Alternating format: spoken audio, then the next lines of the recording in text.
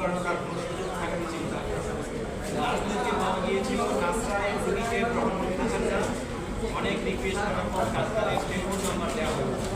সেই সংক্রমিত telephone number যখন ডাক্তারকে ফোন করা হলো, সেই ডাক্তার ফোনের জবাব দিলেন যে আজকে আমার ডিউটি নেই, ডাক্তার তানভীরের ডিউটি আছে। তখন ওনার থেকে নাম্বার নিয়ে ডাক্তার তানভীরকে কল করা হলো। রোগীর স্বজনরা যখন ডাক্তার তানভীর সাহেবকে ফোন দিয়েছেন, তখন ডাক্তার তানভীর সাহেব বললেন যে আজকে তারও ডিউটি নেই। এতে করে প্রায় 1 থেকে 1.5 ঘন্টার সময় এই রোগীর অভিভাবকরা এই শিশুটাকে নিয়ে হাসপাতালের উপস্থিত ছিলেন, কিন্তু কোনো ডাক্তার না থাকার কারণে এই অভিভাবকদের সামনে এই 1.5 বছরের বাচ্চাটা ছটফট করতে করতে মৃত্যুবরণ করব। আর যখন এই মৃত্যুর সংবাদ প্রচারিত হলো চতুর্দিকে, তখন গ্রামের মানুষ এসেছেন, বিক্ষুব্ধ মানুষ এসেছেন। মানুষ এসে সেটার বিষয়ে যখন প্রতিবাদ করেছিলেন, তখন আমাদেরকে আশ্বস্ত করেছিলেন। স্থানীয় প্রশাসন, হাসপাতাল প্রশাসন বলেছিলেন যে আমরা একটা তদন্ত করব, আমরা তদন্ত করে যদি কোনো নেগলিজেন্স আমরা পেয়ে থাকি তাহলে আমরা সে ব্যবস্থা নেব। কিন্তু আজ পর্যন্ত আমরা যে খবর পেলাম তাতে কোনো ব্যবস্থা গ্রহণ করা হয়নি, কোনো তদন্ত কমিটি গঠন করা হয়নি।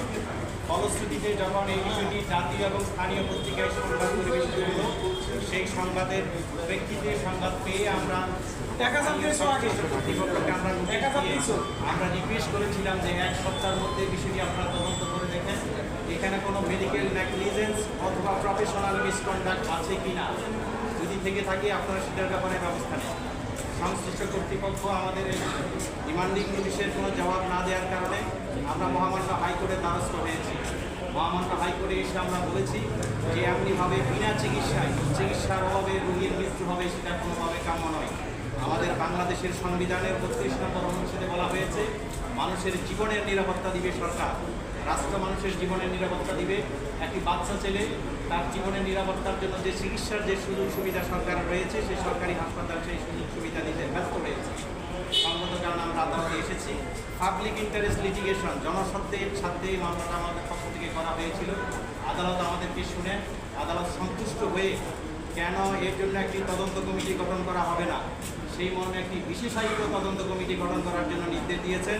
সেই বিশেষায়িত তদন্ত কমিটির মধ্যে অবশ্যই সেখানে একজন সেক্রেটারি অথবা এডিশনাল সেক্রেটারিকে সিট করে একটি তদন্ত কমিটি করার জন্য বলা হয়েছে এবং এই তদন্ত কমিটিকে বলা হয়েছে আগামী 2 মাসের মধ্যে তদন্ত প্রতিবেদন আদালতে দাখিল করার জন্য।